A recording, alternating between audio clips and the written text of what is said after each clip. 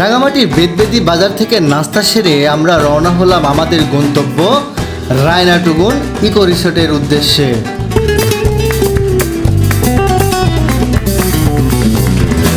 বন্ধুরা, এই মুহূর্তে আমি আছি রায়নাটুগুন ইকো রিসোর্ট।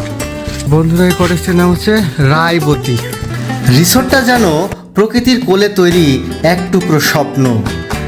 চারদিক জুড়ে লেক, ফুলের বাগান, ফলের গাছ আর সেই সঙ্গে পাহাড়ের ঘন সবুজ আবরণ।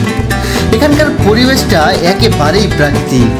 এখানে থাকলে আপনি একসাথে পাহাড়, লেক আর জঙ্গলের এক অনন্য কম্বিনেশন ফিল পাবেন। ঘরোয়া স্বাদ, স্বাস্থ্যসম্মত রান্না আর পরিপূর্ণ যত্নে পরিবেশন। আসো তুমি হাওয়া লাগে চাহে রে আর